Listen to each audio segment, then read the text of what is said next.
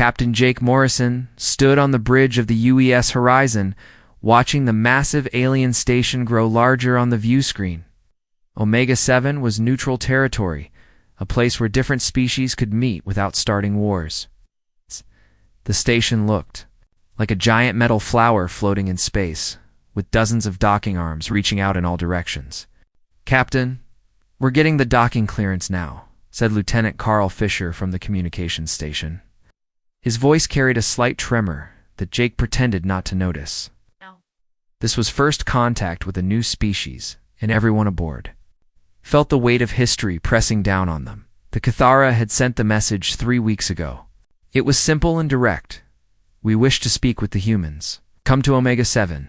Come alone." K had wanted to bring an entire fleet, but Earth Command insisted on following diplomatic protocol. One ship, one crew, one chance to make a good. MPRESSION. Dr. Amy Foster walked onto the bridge, carrying her tablet and wearing her best diplomatic uniform. As the ship's xenobiologist, she would be studying the Cathara while Ambassador Lisa Grant handled the actual negotiations. Amy had spent weeks reviewing what little information the galactic databases contained about this mysterious species. Do we know about them again?" Jake asked, though he had memorized the briefing files already. Amy pulled up her notes. "The Cathara come from a world called Vex Prime. It's classified as a Class 9 death world with extreme gravity, toxic storms, and dangerous wildlife. They're reptilian, averaging 10 to 12 feet in height, with natural armor plating and retractable claws. They've conquered 17 star systems in the past 50 years. Conquered? Jake raised an eyebrow. The database is unclear on methods, but every species in their territory now serves under Cathara rule. Some voluntarily, others after what? The reports call military demonstrations. Amy's expression was troubled.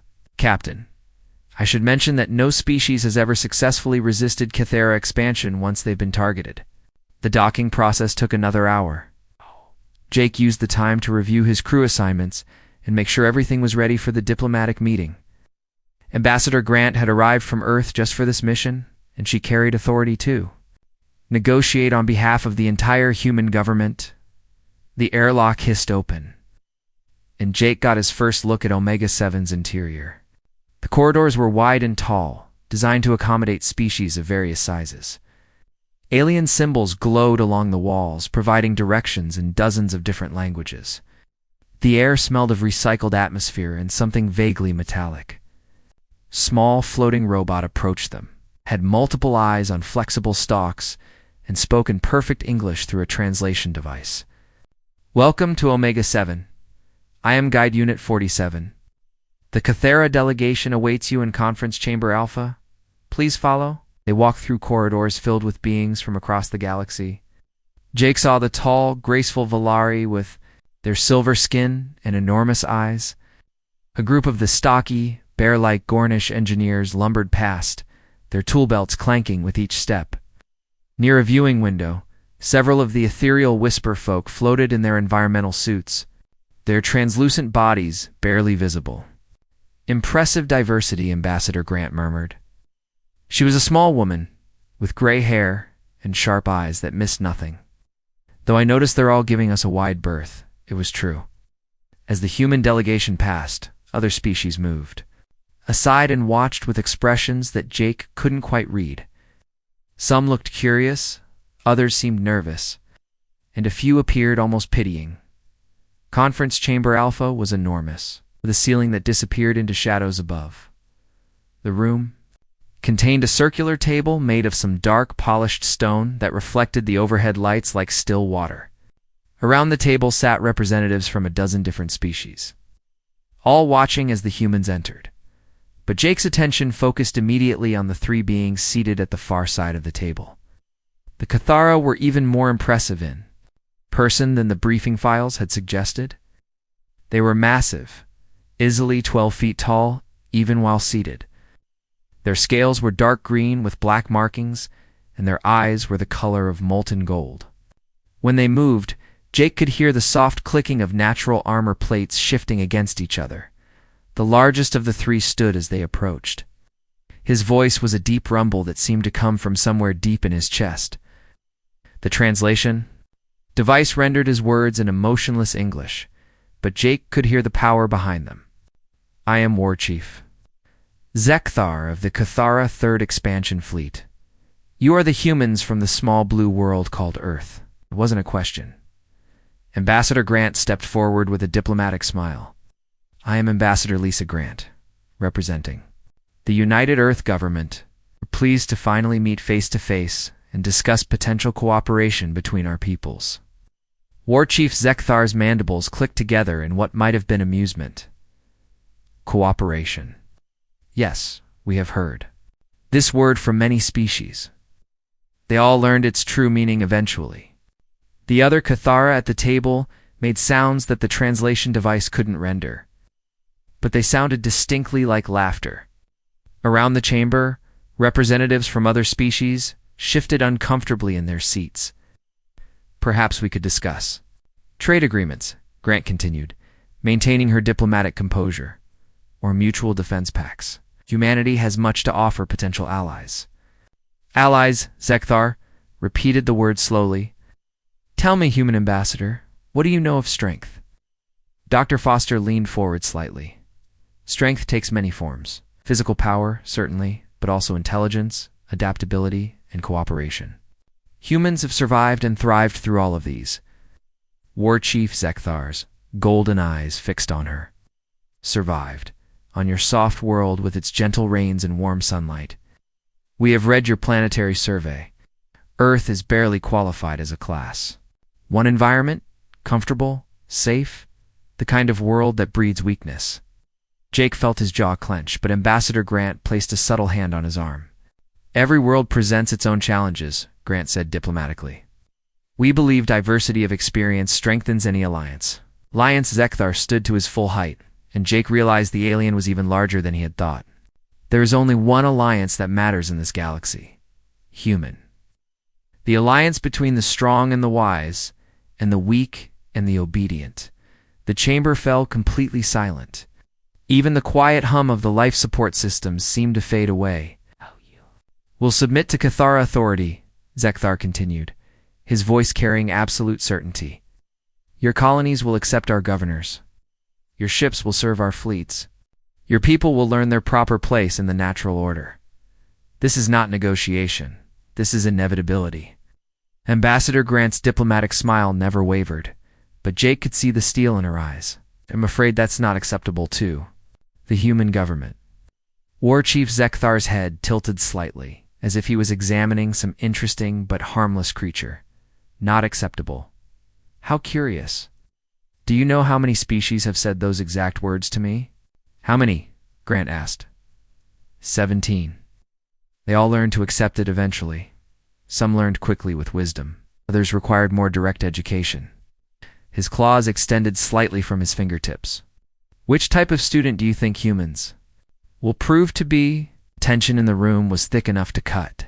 Jake could see his crew members shifting slightly, hands moving closer to their sidearms. Around the chamber, other species watched with expressions ranging from sympathy to morbid curiosity. I believe Ambassador Grant said carefully that humans learn best through experience. Perhaps you would care to provide a demonstration of this natural order you mentioned. War Chief Zekthar's mandibles clicked again. And this time, there was no mistaking the sound for anything but predatory amusement. By ancient right and galactic law, I issue formal challenge. Choose your strongest warrior, humans. Let them face our champion in single combat. When your champion falls, your species will kneel. When your species kneels, you will understand the natural order at last. The words echoed through the chamber like a death sentence. Jake felt his heart pounding as he realized they had just been maneuvered into exactly the situation the Kithara had wanted from the beginning. This had never been about negotiation. It had been about demonstrating dominance. And now humanity's fate would be decided by a single fight. The massive Kithara warship Death's Whisper hung in space like a dark mountain. Its hull was black metal covered in spikes and battle scars. Strange symbols glowed red along its sides, and weapon ports dotted every surface. Jake Morrison had seen many alien ships, but none that looked so much like they were built for one purpose only: destroying other ships. Captain Morrison stood in the shuttle bay of the UES Horizon, watching his crew prepare for what might be their last mission. The shuttle would take them to the Cathara ship for the combat trial. Ambassador Grant sat quietly in one corner, reading through galactic law files on her tablet. Dr. Foster was checking her recording equipment for the 100th time, but Jake's attention was on Sergeant Ben Hayes, who sat calmly cleaning his combat knife. Hayes was not a large man by human standards.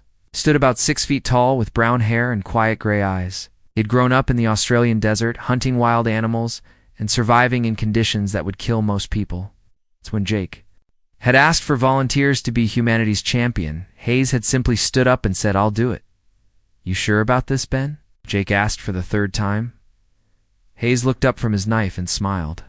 It was not a worried smile or a brave smile. It was the calm smile of a man who had made his decision and felt good about it. "Captain, I've been fighting things that wanted to kill me since I was 10 years old. This is just another day." "Isn't a wild pig or a snake?" "Ben, the Cathara champion, has never lost. Ever. The database shows he's killed representatives from dozens of species." "Yeah, I read the files too." Hayes went back to cleaning his knife. "Thing is, none of those species came from Earth." Dr. Foster looked up from her equipment. "Ben, I need you to understand what we're facing here. Skullrender, that's what they call their champion, is 12 feet tall and weighs over 800 pounds. His natural armor can stop small arms fire. His claws are harder than steel. It's been genetically enhanced for combat since birth." Hayes nodded thoughtfully. "Sounds dangerous." "Dangerous." Foster's voice went up an octave. "Ben, he's a living weapon. Evolution and technology combined to create the perfect killer." Dr. Hayes said gently, "Where I come from, everything is a living weapon. The spiders, the snakes, the plants, even the weather. You learn to deal with it, or you die young. Simple as that." The shuttle trip to Death's Whisper took 20 minutes. During the journey, Jake tried to think of alternatives. Maybe they could refuse the challenge. Maybe they could negotiate for different terms. But galactic law was clear. Once a formal challenge was issued and accepted, there was no backing down without accepting total surrender. The Cathara ship's docking bay was huge and filled with shadows. Red lights cast everything in a bloody glow. Dozens of Cathara warriors stood along the walls, their golden eyes gleaming in the darkness. They were all large, all armored, all watching the humans with the patient attention of predators waiting. For feeding time, War Chief Zekthar met them at the airlock. Up close, he was even more impressive. His scales were marked with scars that told stories of countless battles. When he moved, his claws clicked against the metal floor with each step. "Welcome aboard Death's Whisper," he said. His voice echoed. "In the vast space, you have chosen your champion." "I have," Jake replied. "Sergeant Ben Hayes will represent humanity." Zekthar looked down at Hayes for a long moment. The alien's head tilted slightly, and his mandibles clicked together. "This one, he seems small. Sizes and everything," Hayes said calmly. The war chief made a sound that might have been laughter. "We shall see, little human. We shall see." They walked through corridors lined with trophies. Weapons from defeated enemies hung on the walls. Armor from fallen champions was displayed in cases. Jake saw skulls from creatures he couldn't identify, all polished to a gleaming white. Everything was designed to intimidate visitors and remind them of Cathara power. The combat arena was at the heart of the ship. It was a circular chamber with walls that rose up into darkness. Viewing platforms surrounded the fighting space, and they were packed with Cathara warriors. The noise they made was like nothing Jake had ever heard. It was clicking and hissing and roaring all mixed together into a sound that made his bones vibrate. The floor of the arena was stained dark with old blood. Jake tried not to think about how many creatures had died here. "Behold," War Chief Zekthar announced, "the place where weakness dies and strength is proven. Your champion will face Skullrender, undefeated in 73 combats." The rules are simple. Fight until one yields or dies. No weapons except natural abilities and simple tools. The winner species commands the losers. A gate opened on the far side of the arena. Skullrender entered. Jake had seen the pictures in the files, but they had not prepared him for the reality. The Kithara champion was massive beyond belief. His scales were black with red markings that seemed to glow in the arena lights. His claws were as long as kitchen knives and twice as sharp. When he roared, the sound shook dust from the ceiling, but it wasn't just his size that was terrifying. It was the way he moved. Despite his bulk, Skullrender flowed across the arena floor like water. Every step was precise, every motion calculated. This was not just a large creature. This was a perfect killing machine shaped by millions of years of evolution and decades of training. The Kithara and the viewing platforms went wild. They roared and hissed and clicked their approval. Some began chanting something in their own language that the translation devices could not render. Hayes walked to the center of the arena. Next to Skullrender, he looked like a child standing beside a mountain. He carried only his combat knife and wore simple military fatigues. No armor, no special equipment, nothing but what a human soldier would normally have. "This is madness," Ambassador Grant whispered. "He's going to be killed." In seconds, Dr. Foster was frantically adjusting her recording equipment. "I need to document this. Future generations need to understand what happened here." War Chief Zekthar raised one clawed hand, and the arena fell silent. Let the trial begin. Let the weak learn their place. Skullrender dropped into a crouch, his massive muscles coiling like springs. His golden eyes fixed on Hayes with the focused intensity of a predator that had found prey. Saliva dripped from his jaws as he prepared to charge. Hayes stood quietly. In the center of the arena, he held his knife low and loose, not in any fighting stance that Jake recognized. His breathing was slow and steady. His eyes never left Skullrender, but there was no fear in them, only the calm attention of someone who was studying a problem that needed solving. The silence stretched for long seconds. Then Skullrender exploded. Into motion, the Kithara champion crossed the arena in 3 bounds, moving faster than something that large had any right to move. His claws extended to their full length as he leaped through the air, aiming to end the fight with one devastating strike. Hayes moved. He didn't jump back or try to block.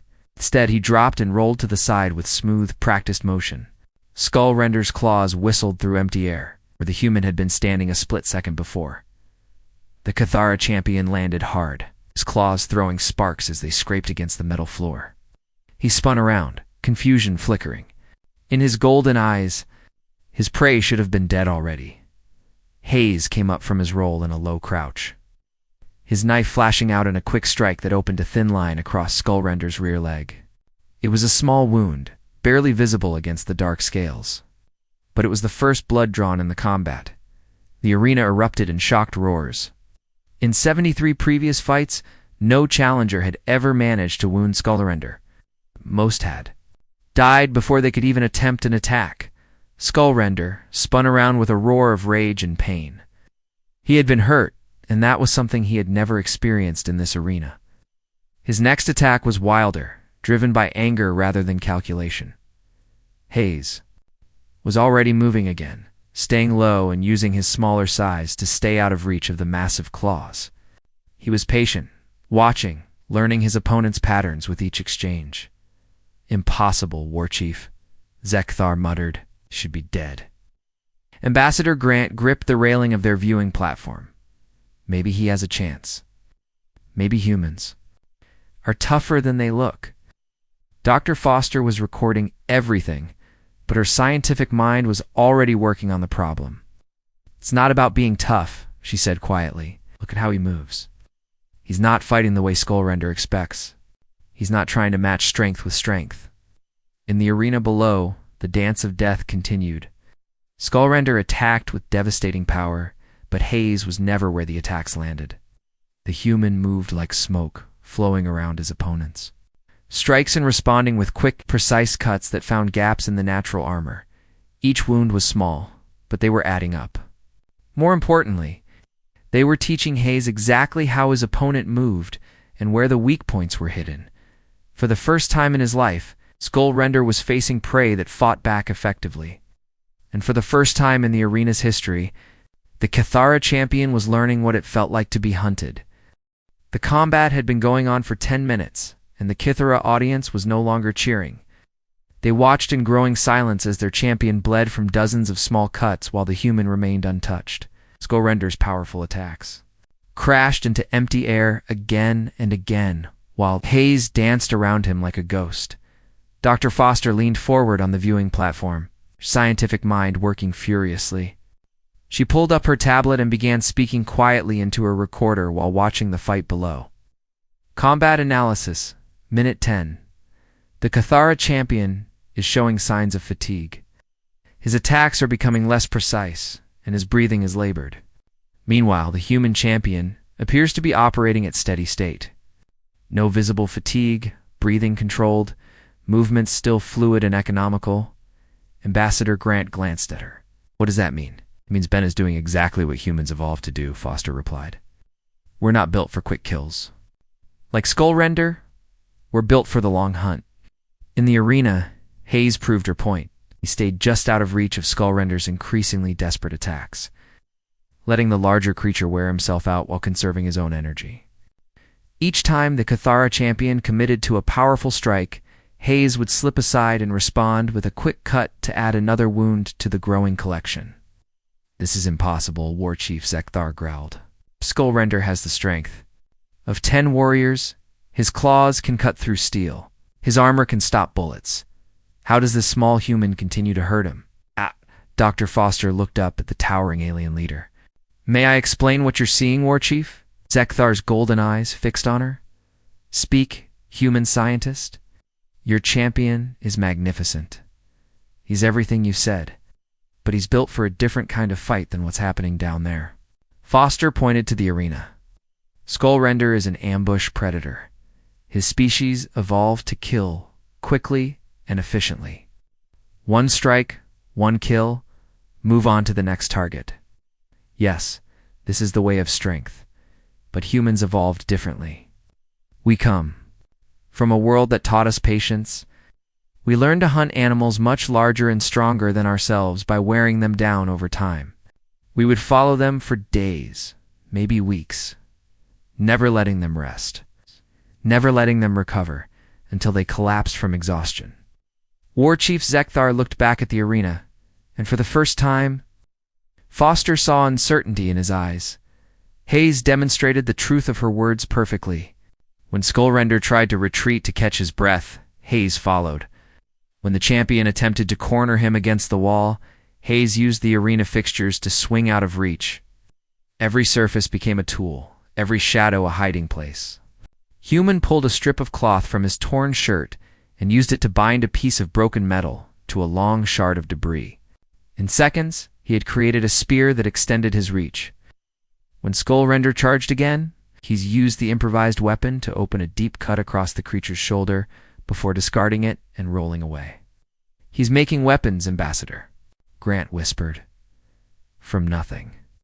Humans are tool users, Foster explained. We've been making weapons and tools for millions of years. It's as natural to us as breathing. Watch him turn the entire arena into his advantage. Hayes proved her point by using a broken piece of floor plating as a shield, deflecting one of Skullrender's claw strikes and using the momentum to spin around behind the creature. His knife found the soft spot behind the champion's knee, and Skullrender stumbled for the first time in the fight.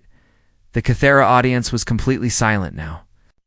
Some were beginning to leave their seats, unable to watch their greatest warriors struggle against what they had thought was easy prey. Skullrender was panting heavily, his tongue hanging out as he tried to cool his overheated body. His movements were becoming sluggish, and his attacks lacked the precision they had shown at the beginning. Blood flowed from more than 30 wounds, none of them serious alone. But together, they were draining his strength. Hayes, meanwhile, looked like he could fight for hours more. His breathing was steady and controlled. His movements remained fluid and precise. Most importantly, he showed no signs of panic or desperation. He fought with the calm patience of someone who knew exactly what he was doing. How is this possible?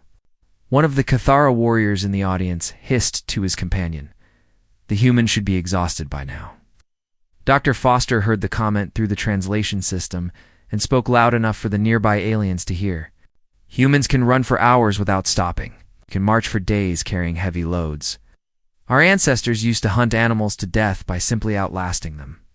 What you're seeing is 40,000 years of evolution in action. She pulled up data.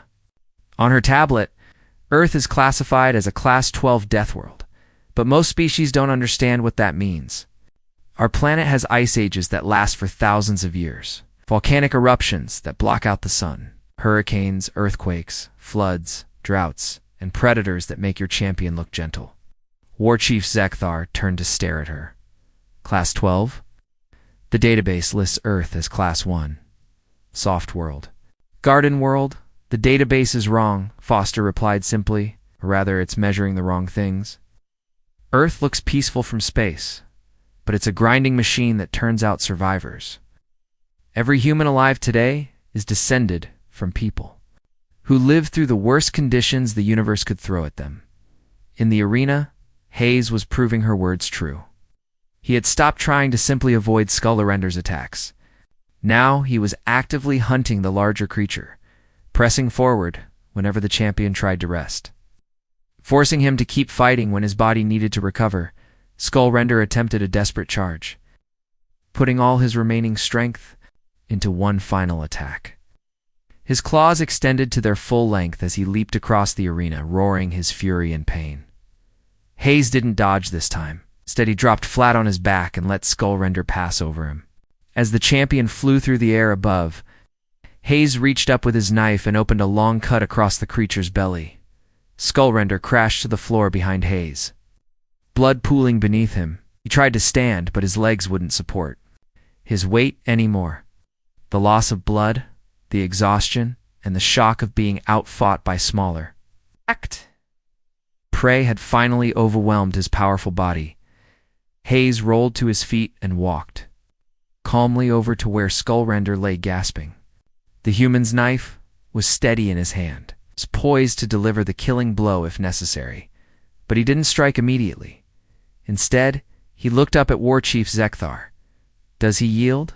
Hayes asked in a clear voice that carried through the silent. Arena Skullrender raised his massive head and looked at the human standing over him. For 73 fights, he had been the predator. Now, for the first time in his life, he understood what it felt like to be prey. The champion's voice was a weak whisper, but the translation system picked it up and broadcast it through the arena. I yield. The words echoed through the chamber, like thunder. In the viewing platforms, hundreds of Cathara warriors sat in stunned silence. Their greatest champion, the creature they thought was invincible, had been defeated by a being they had considered barely worth noticing. Hayes stepped back and cleaned his knife on a piece of cloth before putting it away. He wasn't breathing hard. He wasn't shaking with adrenaline. He looked like a man who had just finished a routine training exercise. Your champion fought with honor, Hayes said to War Chief Zekthar. He's brave and strong. But this fight was decided before it started. How? Zekthar's voice was barely a whisper. Hayes looked around the arena, taking in the silent crowd and the pools of blood on the floor. When he spoke, his words were simple and matter-of-fact. You built your champion to kill quickly. A world built me to never stop. In a short fight, he wins. In a long fight, I do. I just had to make sure it was a long fight. Dr. Foster was frantically recording everything, her scientific mind racing with the implications. Chief Zekthar, you need to understand something about humans. You didn't climb to the top of Earth's food chain by being the biggest or the strongest or the fastest. We did it by being the most stubborn. We simply refused to quit. In the arena below, medical teams were already working on Skullrender's wounds. The champion would live, but his reign as undefeated was over, and in the silence that followed, everyone in the chamber began to understand that they had just witnessed something that would change the balance of power in the galaxy forever. The humans had won. The medical teams worked quickly to treat Skullrender's wounds. The Kithara champion lay still on the arena floor, his breathing slow and heavy. Blood covered the metal surface around him, but none of the cuts were deep enough to be fatal. Had been precise in his attacks, wounding but not killing. War Chief Zekthar stood on the viewing platform, staring down at his defeated champion. His golden eyes held an expression that Dr. Foster had never seen on a Kithara face before. Took her a moment to recognize it as confusion mixed with something that might have been fear. "This cannot be," Zekthar said quietly. "Skullrender has defeated champions from 17 different worlds. Warriors bred for combat. Creatures with natural weapons and armor that make them living tanks. How does a soft creature from a garden world accomplish what none of them could do?" Ambassador Grant stepped forward carefully. "Perhaps the answer is that Earth isn't the garden world your databases claim it is." Dr. Foster pulled up more files on her tablet. "War Chief, may I show you something? These are environmental readings from Earth compared to other known worlds." She projected the data onto a small screen that extended from her tablet. Numbers and charts filled the display, showing temperature ranges, weather patterns, and geological activity. Earth's temperature varies by more than 100 degrees in a single year cycle. We have storms that can level entire cities, earthquakes that split the ground open, volcanoes that darken the sky for months, floods that cover thousands of square miles. And that's just the geology. Zekthar studied the numbers with growing amazement. These readings, they show a world in constant upheaval. How do any creatures survive in such chaos? They adapt or they die, Foster replied.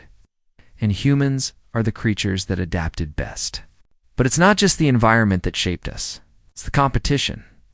She changed the display to show images of Earth's wildlife. Lions stalking across African plains, polar bears hunting on Arctic ice, sharks cutting through ocean waters, venomous snakes coiled in jungle trees. Earth is packed with predators. It's big cats that can crush skulls with their jaws, bears that weigh more than your champion, reptiles whose bite can kill in minutes, birds that hunt in organized flocks, pack hunters that coordinate attacks across miles of territory. One of the younger Kithara warriors leaned forward to get a better look at the images. These creatures, they all look dangerous. How did humans survive among them? Hayes, who had been quietly listening from the arena floor, looked up at the viewing platform. We learned to be more dangerous than they were. He climbed the stairs to join the group on the platform. Up close, the Kithara could see that he was barely scratched despite the intense combat. Few bruises, one small cut on his arm, but nothing serious. He looked like he could fight again immediately if needed. "The thing is," Hayes continued in his calm voice, "every creature you just saw in those pictures, humans hunt them. Lions, bears, sharks, snakes. We've been hunting them for thousands of years. Some we hunt for food. Some we hunt because they threaten us. Some we hunt just to prove we can." War Chief Zekthar stared at the small human standing before him. "You hunt creatures larger and stronger than yourself?" "Every day. Where I grew up in Australia, everything wants to kill you. Spiders the size of dinner plates with venom that stops your heart. Snakes that can swallow a grown man whole. Crocodiles that have been unchanged since the time of dinosaurs because they were already perfect killing machines." Hayes pointed to a scar on his forearm. "Got that when I was 12. Saltwater crocodile. 20 feet long, 3,000 pounds of muscle and teeth. I was fishing in a river when it came up out of the water like a rocket. Grabbed my arm and tried to drag me down for a death roll." "How did you escape?" asked the young Kithara warrior. "Dabbed it in the eye with my fishing knife until it let go. Then I swam to shore, patched up the wound, and went back to fishing the next day." Hayes said this like he was describing a trip to the grocery store. You don't stop doing something just because it's dangerous. You learn to do it better. Dr. Foster nodded and changed her display again. This time, it showed human hunting techniques from throughout history. Persistence hunting in Africa, where humans would chase animals for hours until they collapsed from heat exhaustion. Inuit hunters waiting motionless for hours by seal-breathing holes in Arctic ice. Native Americans using fire to drive entire herds of buffalo off cliffs. This is what War Chief Zekthar needs to understand, Foster said. Humans aren't just survivors. We're apex predators. We hunted woolly mammoths to extinction with nothing but wooden spears and teamwork. We turned wolves into pets, made every other species on our planet afraid of us. The arena had been cleaned while they talked, but the stains in the metal floor remained as proof of what had happened. Several Cathara maintenance workers were examining the surfaces where Hayes had improvised weapons, studying how he had turned simple debris into deadly tools. War Chief Zekthar walked to the edge of the platform and looked down at the empty arena. Your databases are wrong about your world. Earth is not a Class 1 environment. What would you classify it as? Class 12, Foster replied without hesitation. Maybe Class 13 in some regions. Our planet doesn't just test survival skills. It demands innovation, adaptation, and cooperation under extreme stress. Any species that makes it to the top of the food chain there has earned it through millions of years of the hardest combat training the universe can provide. The implications of this revelation began to sink in among the Kithara present. If humans came from a world that was actually more dangerous than their own, and if humans had not just survived but thrived in that environment, then everything they thought they knew about galactic power structures was wrong. How many humans are there? Zekthar asked quietly. About 12 billion on Earth alone, Ambassador Grant replied, plus another 2 billion in our colonies, and they are all like him. Zekthar gestured toward Hayes. Hayes laughed at that. Me, I'm nothing special, just a regular soldier. You want to see scary humans? You should meet our special forces, or our athletes, or our scientists when they get really focused on a problem. Dr. Foster added more information that made the Cathara even more uncomfortable. Oh, Ben is actually on the smaller side for human males, and he's using standard military training, not specialized combat techniques. Our best fighters trained from childhood using methods that would be considered extreme even by your standards. But more importantly, Ambassador Grant said, humans don't usually fight alone. We're pack hunters by nature. Ben won this fight by himself, but normally humans coordinate their attacks, share information, adapt tactics in real time, and support each other until the objective is achieved. War Chief Zekthar was beginning to understand the true scope of what his species had stumbled into. The humans weren't just another species to be conquered.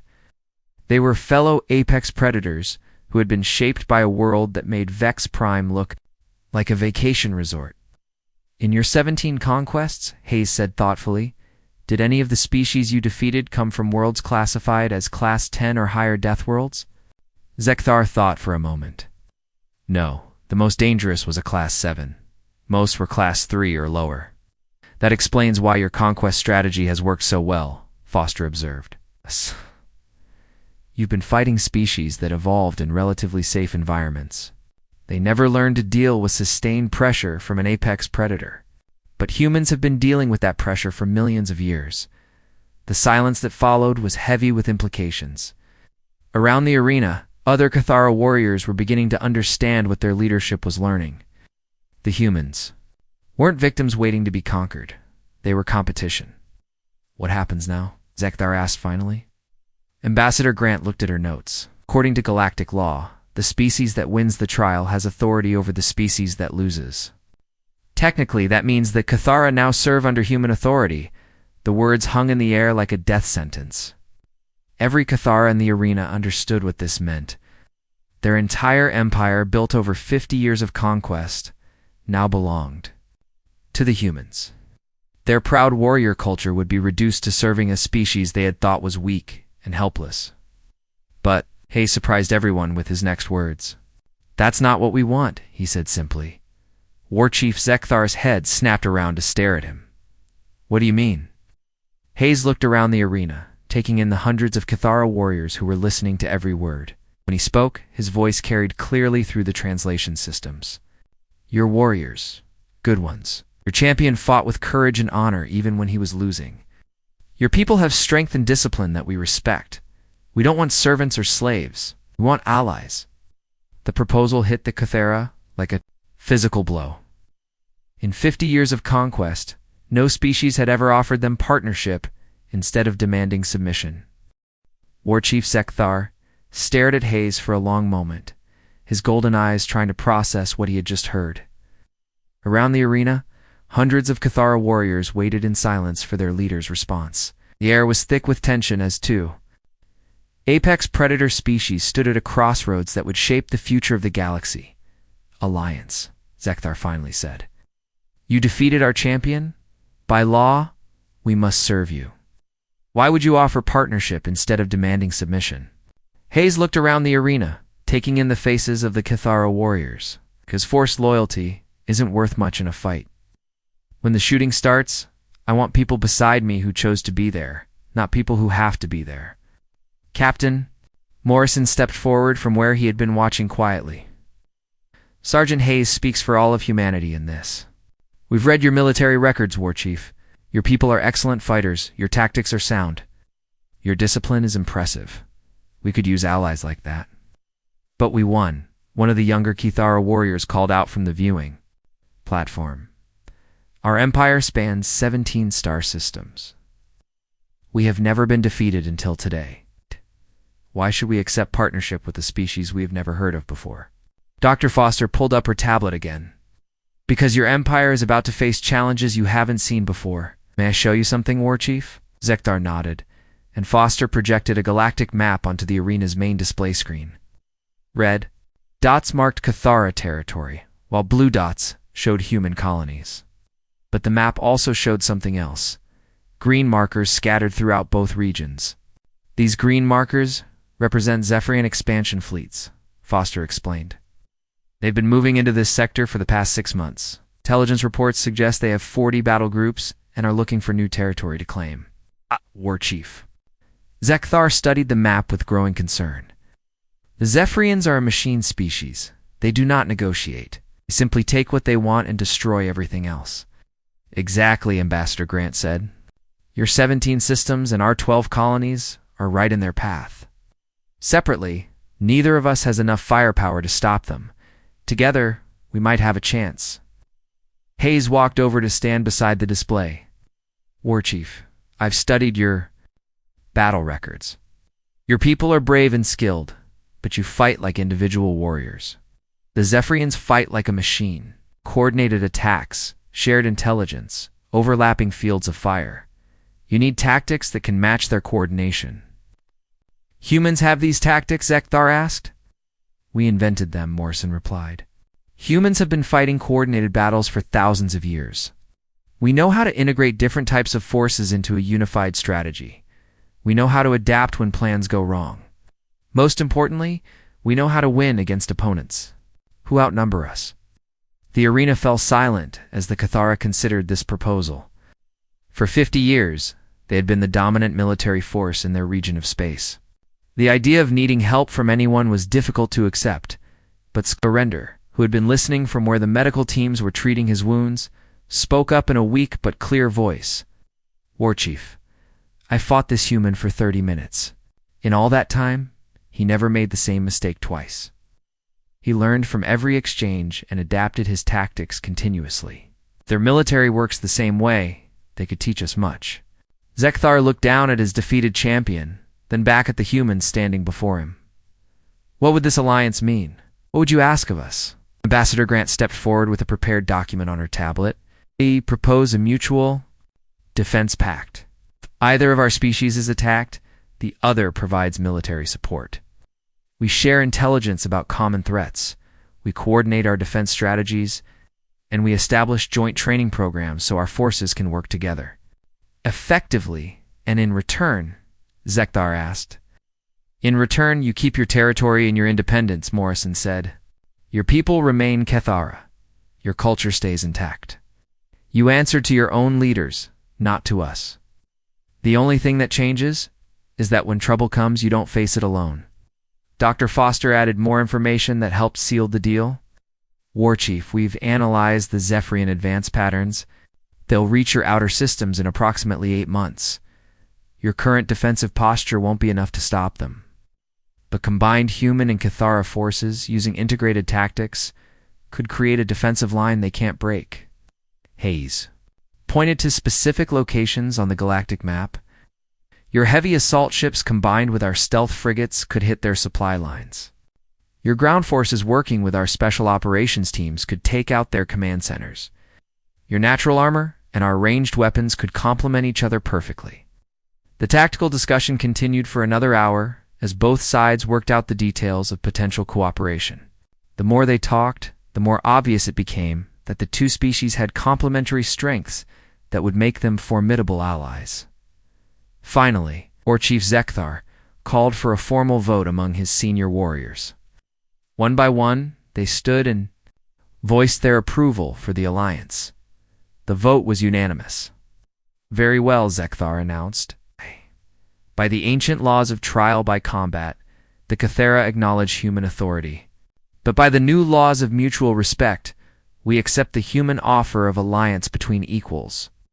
The ceremony that followed was simple but meaningful. Representatives from both species signed the alliance documents using traditional methods from each culture.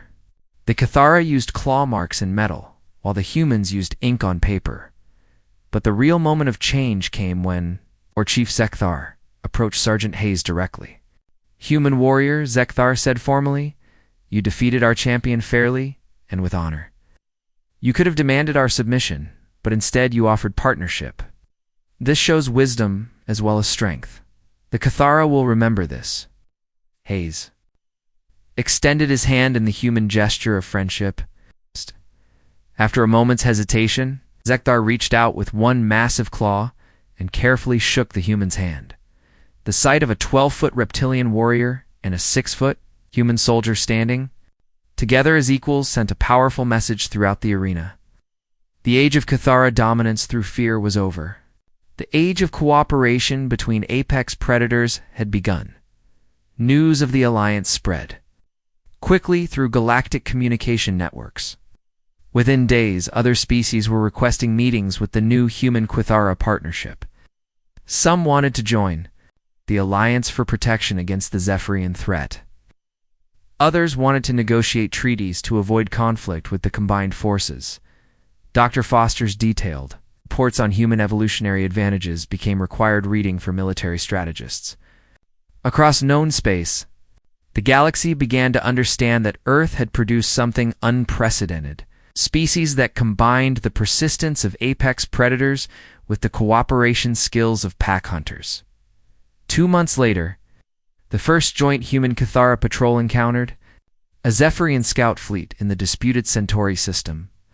The engagement lasted 12 minutes and ended with the complete destruction of the machine ships. The combined tactics worked perfectly. Cathara heavy ships drew the enemy fire while human stealth vessels struck from unexpected angles.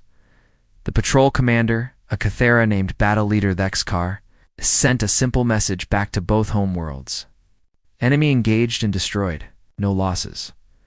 Recommend expanding joint operations." When reporters asked Sergeant Hayes about his role in creating the alliance, his response was typically modest. "I just did my job," or Chief Zekthar and his people did the hard part. They had the courage to change everything they believed about strength and leadership. But Captain Morrison, in his official report to Earth Command, was more direct. "The Cathara alliance has fundamentally altered the balance of power in our region of space. We are no longer a small colony species hoping to avoid notice.